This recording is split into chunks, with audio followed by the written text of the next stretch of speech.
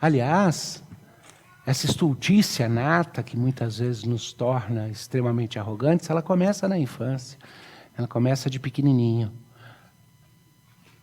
Acha que sabe tudo, né? Joãozinho era um moleque muito, muito sapeca. Joãozinho é um nome fictício que eu uso para todas as histórias que eu conto de crianças sapecas. Às vezes Joãozinho é o Davizinho, mas às vezes não é não. Joãozinho estava tão acostumado, porque toda vez que alguma coisa de errada acontecia, todo mundo sabia quem tinha feito a estripulia. Era sempre Joãozinho. Estilingada no vaso, quebrou a vidraça, Joãozinho! Tudo de errado que acontecia era o Joãozinho. Então, o Joãozinho já entendia, né? E os pais estavam muito preocupados. O Joãozinho era muito traquina. Tudo que acontecia de errado na escola também, a diretora já sabia. Quando ia chamar a atenção de alguém, quem que é a primeira pessoa que ela chamava na diretoria? Caso tivesse evidências ou não. Joãozinho! E um dia os pais, muito preocupados, resolveram que iam levar o Joãozinho para conversar com o pastor, para ver se o pastor podia ajudar. Eles falaram antes, e o pastor disse, traz ele aqui, e eu vou tentar incutir o temor de Deus nesse menino. Vou tentar botar medo nele, para ele ter temor a Deus, saber que Deus está em todo lugar e ver tudo o que ele faz. Eu quero que o Joãozinho tenha temor do Senhor. Então os pais levaram o Joãozinho. O pastor falou para o Joãozinho sentar lá na cadeira, na frente da escrivaninha dele, e pediu para os pais esperarem lá fora. E aí o pastor olhou para o Joãozinho com toda a seriedade e disse, Joãozinho, onde é que está Deus? Ele queria que o Joãozinho dissesse, está em todo lugar, então Deus vê tudo. Joãozinho, onde é que está Deus? O Joãozinho olhou assim, Joãozinho, onde é que está Deus? O Joãozinho, desesperado, saiu correndo, saltou pela janela da casa do pastor. Deixou o pastor, pai e mãe lá, correu para a casa dele desesperado, entrou lá e foi buscar ajuda com a única pessoa que ajudava ele a se safar das estripulias que ele fazia, que era a irmã mais velha dele. Ele entrou correndo, falou, mana, me ajuda, pelo amor de Deus, Deus sumiu e estão achando que fui eu.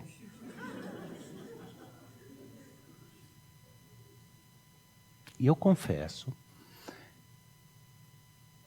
que seria cômico se não fosse tão triste quando a gente vê pessoas que se arrogam, tanta grandeza de ação,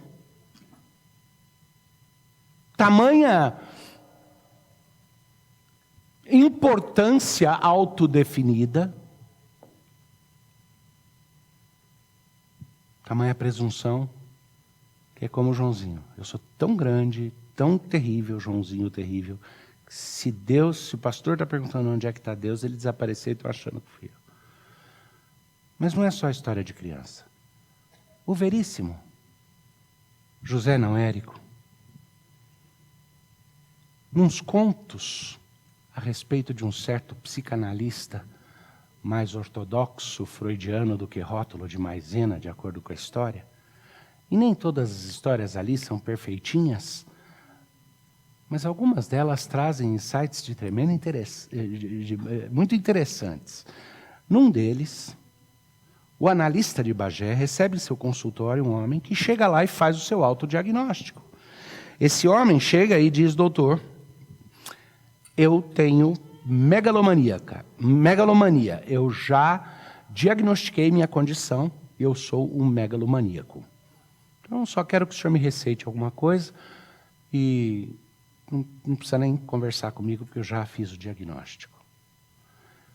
E o analista virou e falou, mas o analista aqui sou eu, o médico sou eu, como é que você acha que você está fazendo? Doutor, eu já fiz o diagnóstico, meu diagnóstico é perfeito, eu sou um megalomaníaco. O analista falou, não, tchê, e se eu disser que você não é? Ele falou, mas eu sou, eu sei mais, eu sou. E o analista falou, nada, rapaz.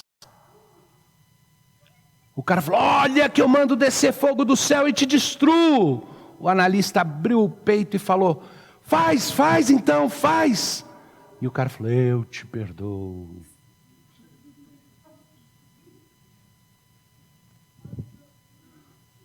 Agora, tem um certo ponto no qual todos nós temos esse drama, com os momentos no qual nós achamos que somos a pior coisa do universo, e os momentos no qual a nossa arrogância e presunção nos coloca na posição de Joãozinho ou do megalomaníaco que salta da ação divina de fazer ameaças que só Deus cumpre para fazer promessas que só Deus pode também. E a gente faz isso. A gente passa sentença de vida e morte em todo mundo. A gente faz julgamentos como se tivéssemos todas as coisas, todas as informações. E isso é perigoso. Perigo para a nossa vida é diretamente relacionado com o tamanho da nossa estultícia.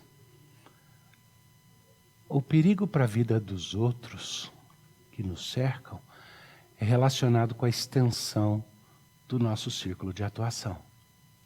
Isso não é difícil de entender.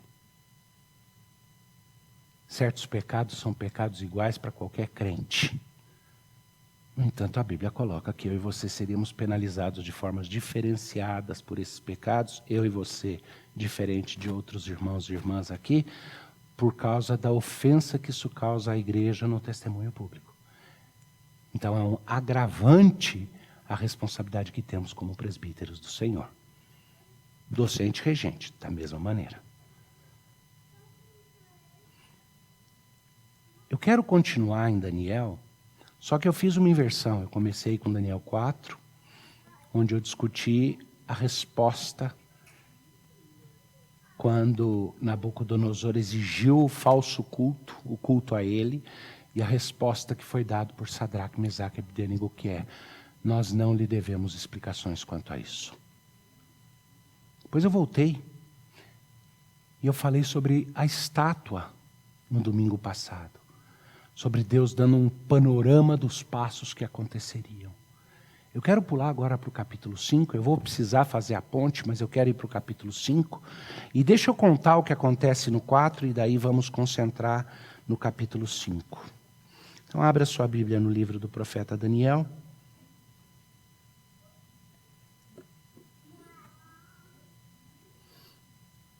Nabucodonosor, logo depois que aconteceu a questão da estátua, Nabucodonosor fez uma declaração, ela está no finalzinho do capítulo 3, ele disse: hoje faço um decreto pelo qual todo povo, nação e língua que disser blasfêmia contra o Deus de Sadraque, Mesaque e Abdênego seja despedaçado, e as suas casas sejam feitas em monturo, porque não há outro Deus que possa livrar como esse. Então o rei fez prosperar a Sadraque, Mesaque e Abdênego na província da Babilônia. Aí, de repente, pula, e é Daniel relatando, uma carta que o rei Nabucodonosor escreve a todos os povos, ao mundo civilizado. E nessa carta, ele conta alguma coisa que aconteceu. Nabucodonosor diz: paz seja multiplicado, e começa a narrar uma história.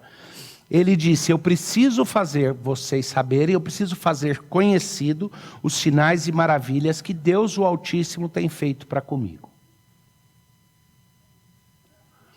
Interessante. Nabucodonosor recebe um privilégio especial de Deus, e Deus até fala: você é a cabeça de ouro dos impérios.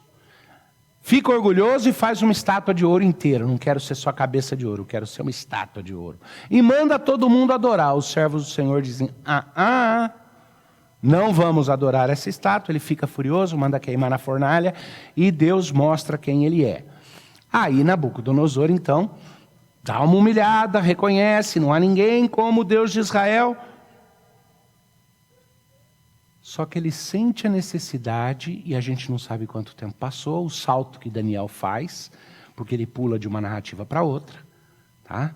Isso não é falsificar a narrativa, ele está contando um evento, agora ele pula para outro evento. Mas ele conta que o rei escreve uma carta geral para todo o povo, para todos os povos, e ele diz: eu preciso fazer vocês conhecerem as maravilhas que Deus tem feito para comigo. Ele reconhece. Ele fala: são grandes os sinais e poderosas as maravilhas.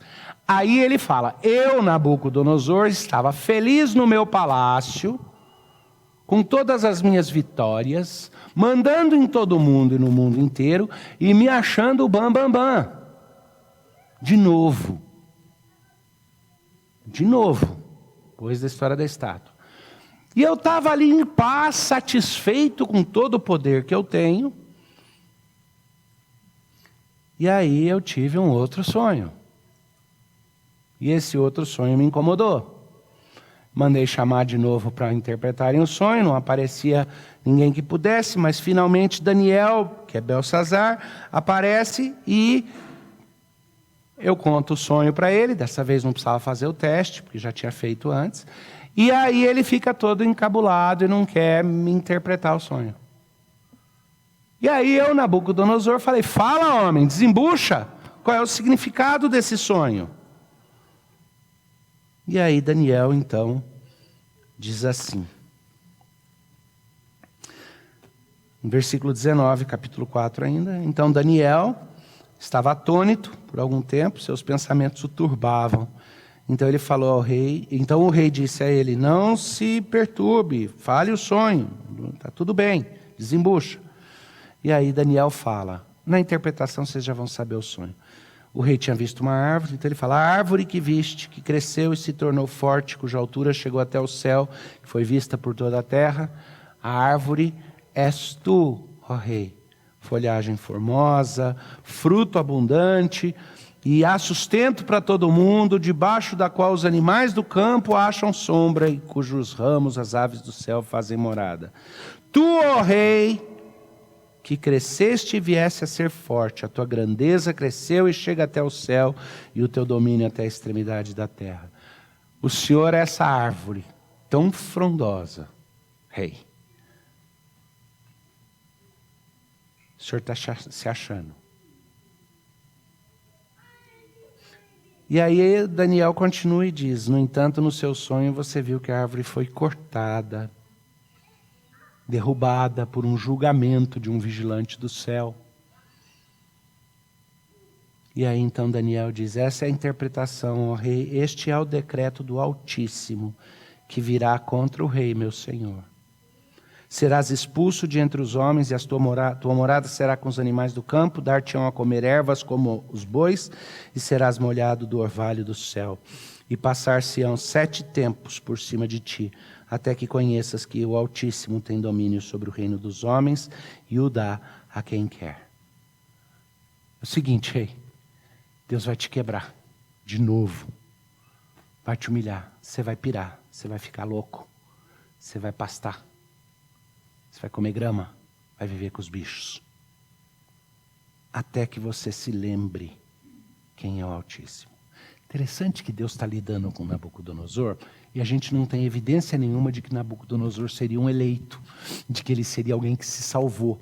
Mas a gente tem evidências de que ele se torna um temente a Deus e que Deus trabalha com ele na base da punição e recompensa. Quando ele esquece de temer a Deus, Deus vem e dá uma solapada nele.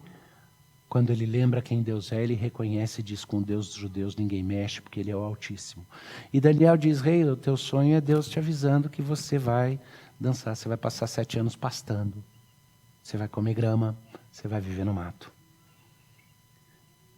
Mas essa mensagem não é tão desesperadora quanto parece. Porque se Deus aparecer para você ou para mim e disser, se eu preciso te disciplinar por 7 anos, você vai pastar? Qual é a luz no fim do túnel, a esperança que vem contido com essa declaração? É por 7 anos, depois disso muda, né? É isso, tá? E dito e feito, Nabucodonosor escuta a profecia e pá! Aliás, quando Daniel narra, ele fala assim, ó. Falava o rei ainda quando desceu uma voz do céu, versículo 31, a ti diz, ó rei Nabucodonosor, já passou de ti o reino. Bom, naquele mesmo instante se cumpriu a palavra sobre Nabucodonosor, ele pirou, foi expulso da presença dos homens, perdeu o juízo, foi morar no campo, expulso, vivendo com os bichos, corpo molhado de orvalho, cresceram os cabelos, como se fossem penas de águia, ou seja, ele ficou com cabelos enormes, e as unhas como as das aves. Maluco mesmo. Maluco, beleza. Mas ao fim daqueles dias, eu, Nabucodonosor, levantei os olhos ao céu. Tornou-me a vir o entendimento. E eu bendisse o Altíssimo. Lembra, isso é uma carta na qual Nabucodonosor está narrando. Daniel está escrevendo que Nabucodonosor mandou essa carta universal para todo mundo. Passados os tempos ali, ele diz: eu glorifiquei o que vive para sempre, cujo domínio é sempre eterno, e cujo reino é de geração em geração. Todos os moradores da terra são por ele reputados em nada. E segundo a sua vontade, ele opera com o exército do céu e os moradores da terra. Não há quem lhe possa deter a mão, nem lhe dizer: que fazes? Então logo me tornou a vir entendimento também, para a dignidade do meu reino, tornou-me a vir a minha majestade e o meu resplendor. Buscaram-me os conselheiros e os meus grandes. Fui reestabelecido no meu reino e a mim se ajuntou extraordinária riqueza. Aí então Nabucodonosor termina a carta dele dizendo: agora pois eu, Nabucodonosor, louvo, exalto e glorifico ao Rei dos céus, porque todas as suas obras são verdadeiras e os seus caminhos justos, e pode humilhar aos que andam na soberba. Grava bem, pode humilhar os que andam na soberba. Imediatamente Daniel pula para narrar o que acontece com o filho de Nabucodonosor. É como se o capítulo do Nabucodonosor terminasse. Terminou, chegou ao fim. O ápice da vida dele foi quando ele reconheceu que rei é rei, mas Jesus é Jesus. Que Deus está no outro patamar. Foi quando ele reconheceu que Deus é aquele que humilha o soberbo e quebranta. Aí Daniel começa a contar o que aconteceu com Beltesazar, filho dele, o próximo imperador. Ele deu um grande banquete. Lembra que quando Nabucodonosor escuta a interpretação da profecia, ele ouve a voz de Deus dizendo: e agora lhe será tirado o reino? Mas depois Deus devolve para ele o reino, traz para ele a lucidez de volta. Nesse caso aqui, o filho dele, o rei Beltesazar, deu um grande banquete a 1000 dos seus grandes e bebeu vinho na presença dos 1000. Enquanto Beltesazar bebia e apreciava o vinho, mandou trazer os utensílios de ouro e de prata que Nabucodonosor, seu pai, tirara do templo que estava em Jerusalém, para que neles bebessem o rei e os seus grandes e as suas mulheres e concubinas. Então trouxeram os utensílios de ouro que foram tirados do templo da casa de Deus, que estava em Jerusalém, e beberam neles o rei e os seus grandes e as suas mulheres e concubinas. Beberam vinho e deram louvores aos deuses de ouro, de prata, de bronze, de ferro, de madeira e de pedra. Olha que interessante. Vem o filho. E certamente, eu recebi de herança do meu pai domínio sobre toda a terra. Então eu vou fazer uma grande festa, um grande banquete, para celebrar a minha majestade e o meu tamanho, a grandeza daquilo que eu represento. E eu quero especificamente que os utensílios que vão ser utilizados sejam aqueles utensílios sagrados do templo dos judeus, que eram usados para o culto do Deus deles. Meu pai era meio tonto, cheio de misticismo, e ele ficou com medinho do Deus dos judeus. Então, ele ficava assim tirando o chapéu, reconhecendo o poder e a autoridade do Deus dos judeus. Mas eu sirvo aos meus deuses. Então vai buscar aquilo que os judeus consideram sagrado, que eu vou beber no cálice que para eles era sagrado, que eu vou comer nas vasilhas que eram sagradas, e todos vocês comigo, vamos mostrar que o ouro da religião deles está aqui para nosso serviço, porque é chegado um novo momento, é chegada uma nova era, e o nosso culto é maior do que aquele deles. Não perca de vista que existe um aspecto religioso em toda luta de poder. E aquilo que a gente chama, e alguns de vocês sabem inglês, já ouviram a expressão power grab, luta para tentar tomar o poder, luta de dominação. Em toda luta de dominação, sempre tem um componente religioso forte. Não é à toa, e não é também, eu tenho ouvido muita gente crente dizer, a igreja não está sendo perseguida, é uma crise sanitária e tal. Tá, vamos pegar a coisa e destrinchar bem com cuidado. Pode até ser que ostensivamente a igreja não seja o primeiro alvo na cabeça de todo mundo. Mas escuta isso que eu vou falar. Por definição, a religião sempre será uma ameaça para quem gostaria de deter poder e controle sobre outras pessoas. Porque se existe um Deus acima de nós dois, nenhum de nós dois vai poder mandar no outro como Deus. Mas se não houver um outro Deus, então, que nem o louco da música do Ney Matogrosso, eu vou dizer, Deus sou eu. Essa é a essência da coisa. Toda tentativa de arrogância e de dominação arrogante, toda vez que alguém arroga para si poderes, autoridade, glória ou majestade, é inevitavelmente uma luta religiosa. E os símbolos religiosos vão ser utilizados. Quando o filho da perdição se manifestar, chances são, como eu e a Adriana fomos lembrados assistindo um filme antes de ontem, que ele vai se apropriar de todo o vocabulário religioso bíblico com relação a ele. Já pensou, Everton, o anticristo falando, eu sou o caminho, a verdade e a vida, eu vim para que vocês tenham vida e vida em abundância. Botar as palavras, porque é o natural. O homem da perdição vai estar exatamente tentando mostrar que ele é melhor que Cristo. Mas isso já se manifesta desde a época de Belsazar, desde a época de outros impérios, de outras construções. Toda arrogância humana sempre tem tons, semitons, nuances, matizes religiosas, mais explícitas ou menos explícitas. Aí no caso Belsazar manda mesmo.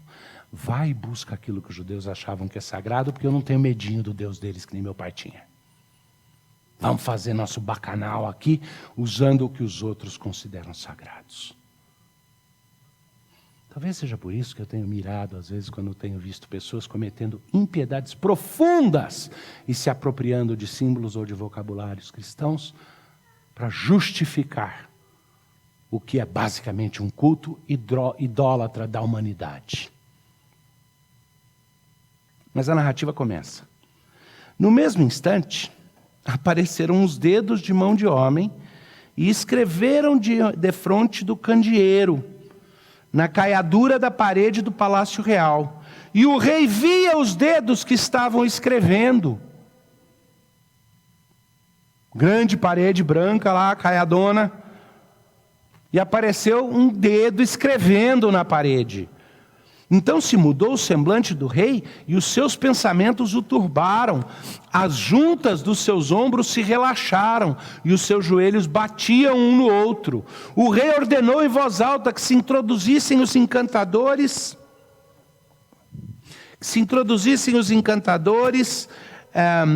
os caldeus, os feiticeiros. Falou o rei e disse aos sábios da Babilônia: qualquer que ler essa escritura e me declarar a sua interpretação será vestido de púrpura. Trará uma cadeia de ouro no pescoço e será o terceiro do meu reino.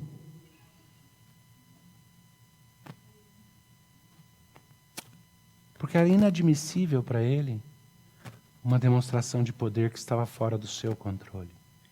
Ele controlava tudo, até a utilização de todos os símbolos religiosos dos judeus para degradação, era algo que estava sob o controle dele. E ele já tinha ouvido as histórias do pai, mas ele não era tão fraco quanto o pai dele, tão místico quanto o pai dele, não tinha medo. Até a hora que ele viu os dedos escrevendo na parede. E aí, apavorado, ele fala, qualquer um, eu coloco como terceira pessoa do reino quem me disser o que está escrito aqui. Tá? Então entraram todos os sábios do rei, mas não puderam ler a escritura, nem fazer saber ao rei a sua interpretação. Com isto se perturbou muito o rei Belsazar, e mudou-se-lhe o semblante, e os seus grandes estavam sobressaltados. Vai que ele vai pirar que nem o pai dele. O pai dele ficou louco, pastor. Vai que ele vai fazer o mesmo. A rainha mãe, por causa do que havia acontecido ao rei e aos seus grandes, tá? A ex-rainha do Nabucodonosor. Entrou na casa do banquete e disse: ó rei, vive eternamente, não te turbem os seus pensamentos, nem se mude o teu semblante. Há no teu reino um homem que tem o espírito dos deuses santos. Nos dias de teu pai se achou nele luz e inteligência e sabedoria como a sabedoria dos deuses. Teu pai, o rei Nabucodonosor, sim, teu pai, ó rei, o constituiu chefe dos magos, dos encantadores, dos caldeus e dos feiticeiros. Porquanto, espírito excelente, conhecimento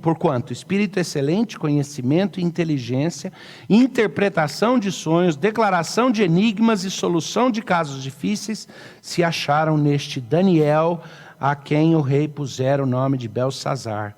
Chama-se, pois, a Daniel, e ele dará a sua interpretação. Exatamente aquele homem que representava o povo judeu e a religião do Deus Altíssimo de Israel, que eles estavam profanando, se apropriando dos utensílios e da simbologia toda do templo de Israel. Então Daniel foi introduzido à presença do rei. Falou o rei a Daniel: és tu aquele Daniel dos cativos de Judá, que o rei meu pai trouxe de Judá? Tenho ouvido dizer a teu respeito que o Espírito dos deuses está em ti. Esse pessoal não entendia nada, né? Espírito dos deuses. E que em ti se acham luz, inteligência e excelente sabedoria. Acabaram de ser introduzidos à minha presença os sábios e os encantadores para lerem esta escritura e me fazerem saber a sua interpretação, mas não puderam dar a interpretação dessas palavras. Eu, porém, tenho ouvido dizer de ti que podes dar interpretações e solucionar casos difíceis. Agora, se puderes ler essa escritura e fazer-me saber a sua interpretação, presta bem atenção. Se souberes ler a escritura e fazer-me entender a sua interpretação, serás vestido de púrpura, terás cadeias de ouro no pescoço e serás o terceiro no meu reino. Quantas vezes Daniel experimentou e ouviu isso? Com Nabucodonosor. Na primeira vez que Daniel deu a interpretação do sonho de Nabucodonosor, Nabucodonosor o cobriu de grande honra e Daniel declinou, não foi? Foi? Ele declinou? Foi, Adriana? Não, ele aceitou. Ele aceitou aquelas honras. Da segunda vez, quando Nabucodonosor adorou o Deus de Israel, reconheceu o Deus de Israel e cobriu de honra Sadraque, Mesaque e Abdênego, eles declinaram as honras, não foi? Na terceira vez, Daniel declinou a recompensa e as honras que foram oferecidas pelo rei, pela interpretação, pela a posição que o rei deu a ele. Não. Por quê?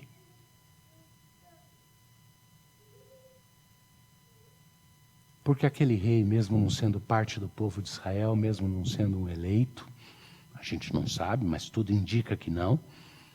Nunca a gente vê ele fechando aliança. Quanto à salvação da alma, a gente não sabe, de nenhum ser humano, mas ele nunca professou a religião dos judeus como sua, mas declarava seu temor a Deus e tudo isso daí. E Daniel não declina, mas alguma coisa diferente está acontecendo aqui com Beltsazar. Porque quando ele vira para Daniel e fala: eu vou te cobrir de honra se você der o sonho e a interpretação. Então respondeu Daniel e disse na presença do rei: os teus presentes fiquem contigo. Lembra Sadraque, Mesaque e Abdênego dizendo para Nabucodonosor: quanto a isso não te devemos explicações? Aquelas posições radicais que a gente fica até meio com vergonha, sabe? Quando uma pessoa fala uma coisa verdadeira, mas muito pesada diante de uma autoridade, a gente fala: fica quieto, não trata assim a pessoa, um pouquinho mais de deferência, não precisa ser tão explícito, não precisa ser tão claro. Aqui Daniel vira e fala, do mesmíssimo jeito que Sadraque, Mesaque e Abdênego disseram: quanto a isso não te devemos explicações. Ele vira e fala: os teus presentes, fica com eles, e dá os teus prêmios a outrem. De você eu não quero nada. Porque assim como Beltsazar era o homem que profanava os instrumentos santos do templo para promover o seu paganismo e a sua autoglória. Ele iria usar Daniel para promover a sua própria glória. Assim como ele usava os vasos sagrados de ouro, ele usaria o vaso sagrado do profeta Daniel para se autopromover, caso Daniel topasse. Então, no caso dele, Daniel fala, fica com os presentes. Dá as honras para outro. Mas eu vou sim responder o que está escrito aí. Mas é interessante que Daniel continua e diz assim, ó rei, Deus o Altíssimo, deu a Nabucodonosor teu pai o reino e grandeza, glória e majestade. Deus deu ao teu pai essas coisas. Por causa da grandeza que lhe deu, que deu ao seu pai, povos, nações e homens de toda a terra, as línguas, tremiam e temiam diante dele. Matava a quem queria e a quem queria deixava com vida. A quem queria exaltava e a quem queria abatia. Esse foi o seu pai. Deus lidou com ele. A autoridade do seu pai veio de Deus. Ele está preparando para dizer, a sua não veio de lugar nenhum, né? A autoridade do seu pai veio de Deus, e por isso ele era temido. Quando, porém, o seu coração se elevou, e o seu espírito se tornou soberbo e arrogante, foi derribado do seu trono real e passou dele a sua glória. Deus tirou a sanidade do teu pai, Beltsazar. Por menos, Deus tirou a sanidade dele e fez ele pastar. Foi expulso dentre os filhos dos homens, seu coração foi feito semelhante ao dos animais, e a sua morada foi com os jumentos monteses. Deram-lhe a comer erva como aos bois, e do orvalho do céu foi molhado o seu corpo, até que conheceu que Deus, o Altíssimo, tem domínio sobre o reino dos homens, e a quem quer constitui sobre eles. Beltsazar, a grandeza do teu pai está no fato de que ele reconheceu que ele não era Deus, que havia sobre ele um Deus muito maior. Tu, Beltsazar, que és o seu filho, não humilhaste o teu coração, ainda que saibas de tudo isso. Você tem o decreto que seu pai escreveu, você tem os documentos, você tem o registro, você sabe de tudo isso. Antes, em vez de humilhar o seu coração, Beltsazar, te levantaste contra, versículo 23, o Senhor dos céus, ou do céu, pois foram trazidos os utensílios da casa dele perante ti. E tu e os teus grandes, e as tuas mulheres, e as tuas concubinas, bebestes vinho neles. Além disso, deste louvores aos deuses de prata, de ouro, de bronze, de ferro, de madeira e de pedra, que não veem, não ouvem, nem sabem. Mas a Deus em cuja mão está a tua vida e todos os teus caminhos, a Ele não glorificaste. Eu não vou querer me estender muito hoje. Mas se prepara, porque uma das mudanças culturais que nós estamos vendo, pessoas que antes lutavam por poder, por dominação, cometiam torpezas, cometiam injustiças, ora eram quebrantadas e aí se voltavam de uma forma ou de outra, um arrependimento, ou às vezes não. Mas havia ainda em alguns aspectos, como parte da herança da pregação do Evangelho na sociedade que foi construída nesse mundo que nós conhecemos, aquela herança judaico-cristã que ainda permeava parte da cultura, fazia com que, junto com muita mistura, com muita coisa ruim, com o barro, lembra que eu falei do barro e do ferro misturado? Junto com tudo isso, havia também algumas coisas ainda que faziam com que a arrogância se limitasse nesses pontos. Que as pessoas não tivessem a cara deslavada de falar: subiria aos céus e serem maior que o Altíssimo. Que as pessoas não tivessem a cara deslavada de dizer: Deus não sabe o que faz. Se Deus existe, Ele me criou no corpo errado, eu vou mudar por conta própria. Mas nós estamos vendo mais e mais uma situação de tamanha arrogância, no qual, não tendo aprendido nada com a história da humanidade dos últimos anos, se esquecendo do que aconteceu em Babel, quando resolveram que iam fazer a torre, se esquecendo do que aconteceu com o primeiro Reich, segundo Reich, a tentativa do terceiro Reich, toda vez que os homens se uniram em arrogância para subir aos céus e virar maior que o Altíssimo, Deus mandou rasteira.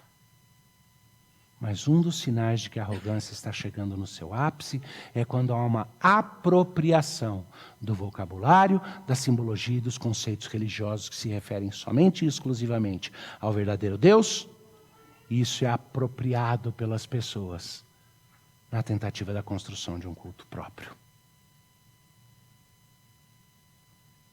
E é isso que Daniel está dizendo ali para Belsazar. A história do seu pai e a sua são muito diferentes. Talvez os dois terminassem no inferno. Mas a forma como Deus lida com as nações e com a humanidade tem muito a ver com a forma como Ele lida com aqueles a quem Ele dá poder para governarem. Então Daniel diz, voltando no 23, e te levantaste contra o Senhor do céu, pois foram trazidos os utensílios da casa dele perante ti. E tu e os teus grandes, e as tuas mulheres, e as tuas concubinas, bebestes vinhos neles. Vamos lá, deixa eu dar um exemplo bem prático, só um, porque eu não quero me estender demais. O conceito de liberdade religiosa, que diz que a minha consciência não pode ser forçada, e que cada um tem a liberdade, na vida em sociedade, de cultuar como entende, o conceito de liberdade religiosa é totalmente dependente da visão de mundo judaico-cristã. Só uma visão baseada no Velho e no Novo Testamento diz que eu preciso lutar pela sua liberdade religiosa para que eu possa preservar a minha na vida em sociedade. Todas as outras perspectivas não criam base para isso. Hoje, em nome de um conceito de tolerância que só faz sentido dentro da tradição judaico-cristã, pessoas estão usando este conceito para dizer que quando o cristianismo diz: eu não forço você, mas esta é a única verdade, eu quero apresentá-la, eu seja calado e tirado da arena pública porque eu estou pregando que só há uma verdade, ao invés de dizer que está todo mundo certo. Eu já disse para vocês, o problema filosófico de dizer que está todo mundo certo é dizer que está todo mundo errado. É uma equivocação absoluta. Tá? Esse é um exemplo pequeno. Então, o que Daniel está falando, e aonde eu estou querendo aplicar isso hoje, é: o diferente com você é que, não satisfeito na tua arrogância, você não vai simplesmente ser quebrado como foi teu pai para o propósito de arrependimento. Por 7 anos vai pastar grama, depois eu te trago de volta, restauro sua consciência. Quando você reconhecer que eu sou Deus. Porque você, Belsazar, está utilizando até a religião, o vocabulário, como o mundo está fazendo hoje, exatamente para atacar a crença no Deus verdadeiro. Por isso que a apostasia e a perdição sempre caminham juntos. A apostasia e paganismo sempre caminham de mãos dadas. Então ele diz: você é diferente. Você não reconheceu o Deus em cuja mão está a tua vida e todos os teus caminhos. E a Ele você não glorificasse. Então Daniel diz assim: então da parte dele foi enviada aquela mão que traçou essa escritura. Foi a mão que Deus mandou, que decretou o que está escrito. E que não vai mudar. Esta, pois, é a escritura que se traçou. Crianças, aprendam. Vou falar em línguas aqui, vou ensinar vocês a falar em línguas. Mene, mene, tekel e parsim. Mene, mene, tekel e parsim. Essas são as palavras que foram escritas por aquela mão gigante na parede. Mene, mene, tekel e parsim. Como que é? Alguém lembra?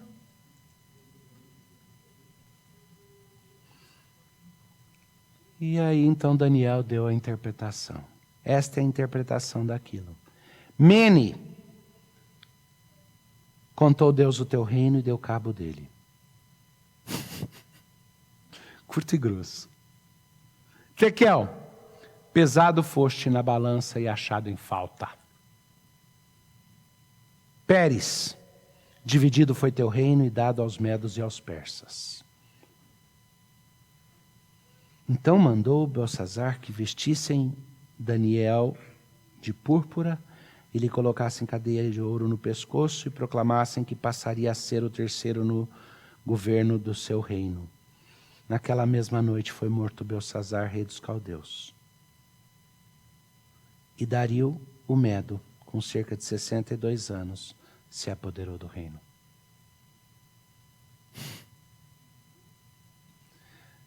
O que dizem as palavras lá? Vem a pergunta, por que o Parsim ficou sem a interpretação? O Parsim é persa. Então, o que foi as palavras que estavam escritas lá? Deus contou o teu reino, deu cabo dele. Você foi pesado na balança e achado em falta. E o teu reino foi dividido e será dado aos persas. Aos medos e aos persas. A esperança que eu quero que vocês tenham é, vocês vão ver mais e mais coisas chamadas de maravilhas acontecendo no nosso mundo. E pode crer, vem coisa pelo horizonte que vai ser por muitos considerado maravilhas, sinais grandiosos. E muitas vezes de expectativas positivas. Vocês vão ver uma apropriação cada vez maior das coisas sagradas que dizem respeito ao Deus Altíssimo do universo único que governa soberano.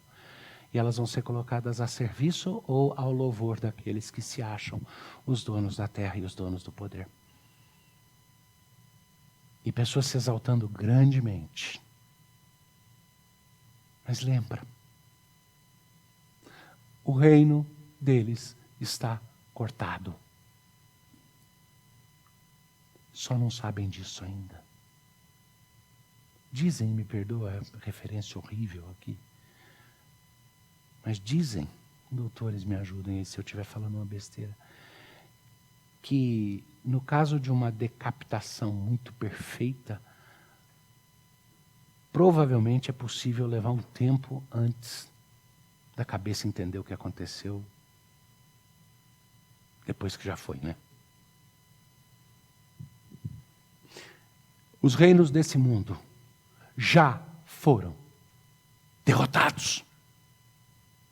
E nós não pertencemos a eles.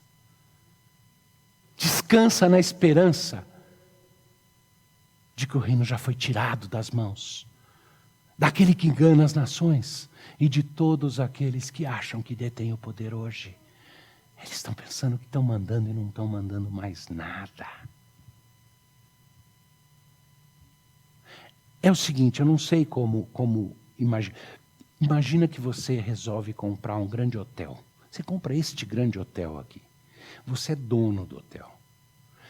E você vem e se hospeda nesse hotel para você poder fazer uma avaliação do que está acontecendo. E um subgerente, de alguma forma, entra num bate-boca com você e diz, eu tenho autoridade nesse lugar, eu sou subgerente, eu mando aqui. Se você estiver muito inseguro, talvez você tenha que dar uma pisada, dizer, você se engana, na verdade o dono aqui... Se você estiver muito seguro, você fica quietinho, você sabe exatamente o que você vai fazer. Você vai demitir ele, o gerente dele, o gerente dele, o gerente dele, quem você quiser, porque é tudo teu. Deus é dono desse mundo e as pessoas se iludem e acham que controlam alguma coisa. Mas o reino já foi tirado dos ímpios. Se Deus em momentos levanta autoridades para que governem e gerem paz para que a igreja viva e prospere, é poder delegado, é autoridade delegada, ela pertence a Ele. Deus contou os reinos desse mundo e já deu cabo dele. A rocha, lembra? Lembra da interpretação do outro sermão?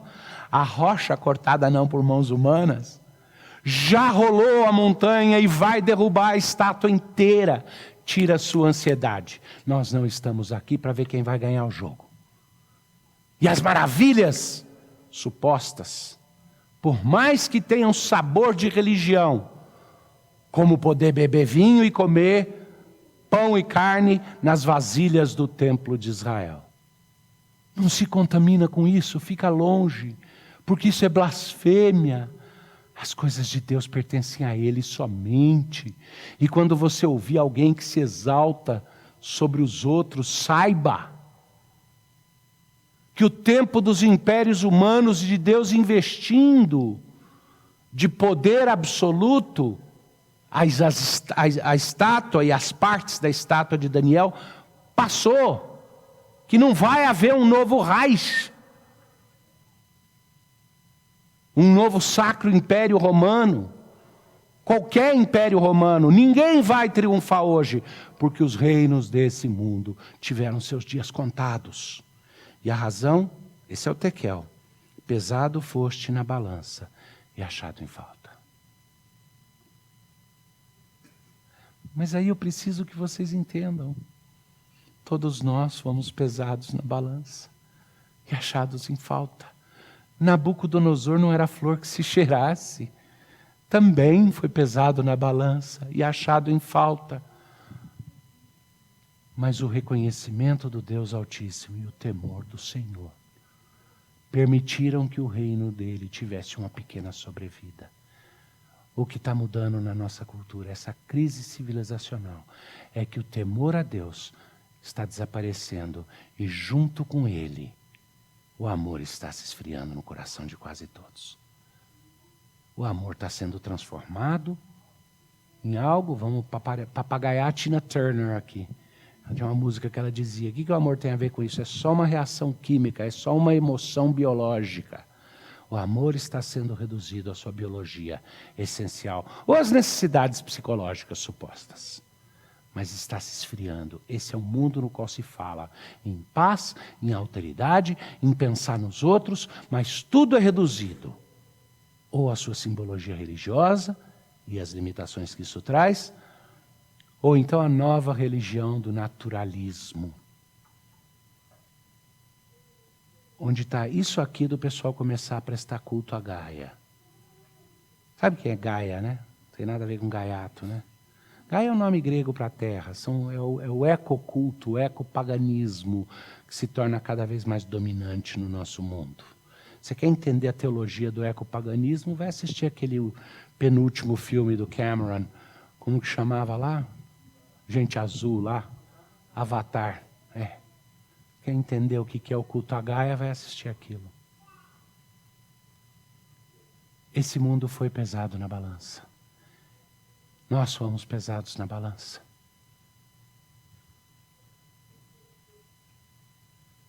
Mas Cristo nos purificou e nos escolheu como povo santo e eleito e nos juntou na igreja, para que pela igreja a multiforme sabedoria de Deus seja conhecida por todos.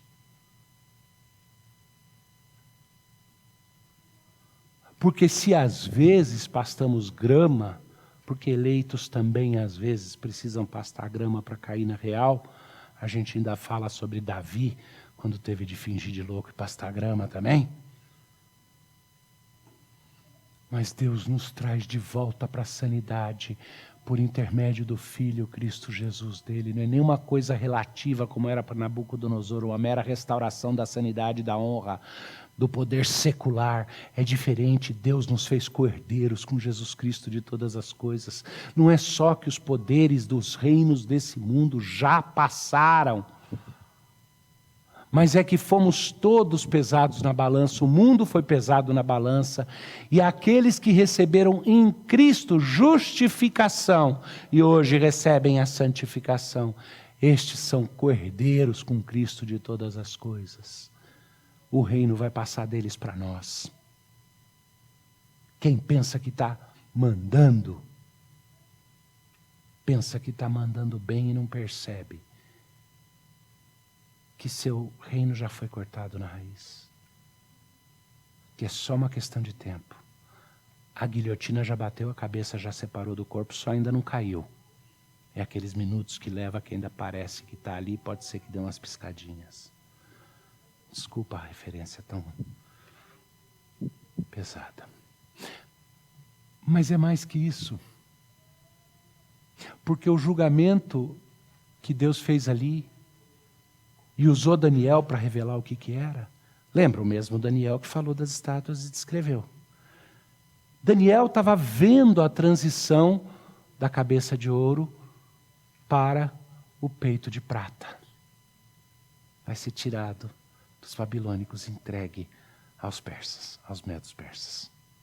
Ele estava vendo aquilo acontecer. Eu falei que eu queria dar esperança para vocês.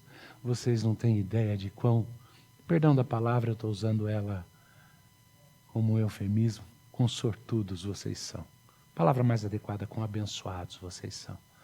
Porque nós temos a bênção de estar testemunhando a pedra derrubando a estátua. Porque nós vamos ver todos os reinos se quebrando e se partindo.